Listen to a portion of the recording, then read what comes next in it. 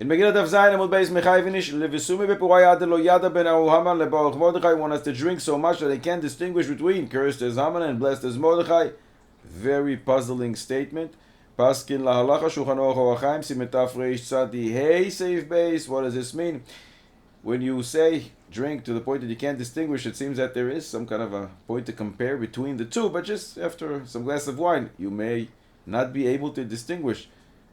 What's the connection between Mordechai and Haman? Mordechai is a tzaddik, he is blessed. Haman is a he's cursed, he's a rasha. But perhaps we can find a very interesting similarity between the two. Megillah Daf Zayin Amud Aleph, we learn that Mordechai said to Haman, Eved shekana nechasim. What if a slave buys some assets? Whom does the Eved belong to and whom does his assets belong to? We see from here that Haman had a status of an Eved, and whatever an Eved acquires, his master acquires. Eved belongs to the master, and so too do his assets. The Yahweh's Devash, B'Yonasan Eibshitz Chelek Aleph, Tush Yud Zayin writes, it is known that Haman was a slave to Mordechai. He was a complete slave. And Sefer Manos HaLevi, Reb Shlomo Alkabetz, he actually copied the Shtar Mechir, the contract of selling Haman to a slave, to Mordechai.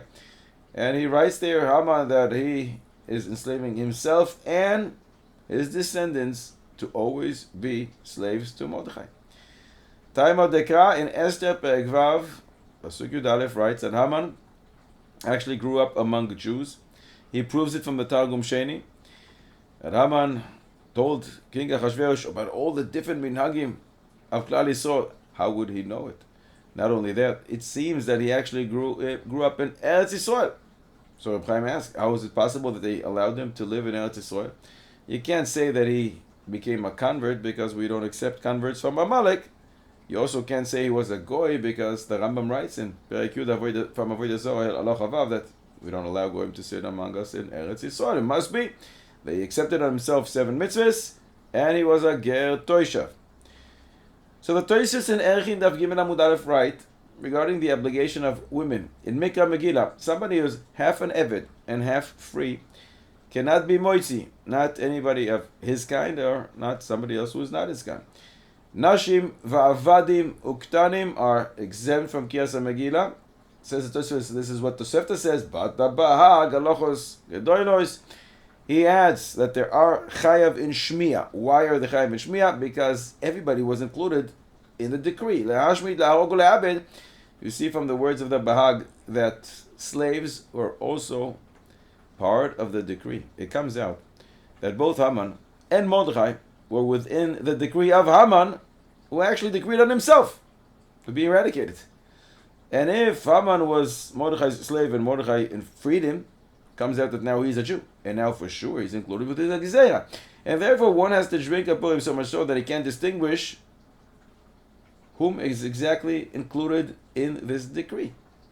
After a few glasses of wine, it's kind of confusing. What's going on here with you exactly, Haman? Are you decreeing on yourself that you should be killed? Are you aware of what you're doing? But one should always remember Haman as a rasha, Mordechai is a tzaddik. After all we said, on the other hand, Toisves and Avodah Zarah Daf Gimel Amud Aleph, they deal with what it says in the Gemara. Atem kuim Adam, ve'ena oivdem koichavim kuim Adam. We are called Adam, not one who served idols. But the Toisves asks from what it says in the Megillah, the Gemara Megillah Daf Yud Aleph Amud Aleph, Lulei Hashem shehaya lanu bekum aleinu Adam velo melech, and that refers to Haman. So how is it possible that the pasuk refers to Haman as an Adam if Adam only refers to Jews? Toisves explained that when it says the word Adam referring to a goy in a manner of disgrace, bizayon v'shliflus, yes, we can use the word Adam in reference to an Oived Korchavim. And therefore it's pashut to the Toisves that Haman had a status of a goy. If that's the case, one has to drink so much so on Purim, until he doesn't know whether Haman was in fact included in the Gezerah. Was he considered a Yid like Mordechai? Or maybe he was a Goy.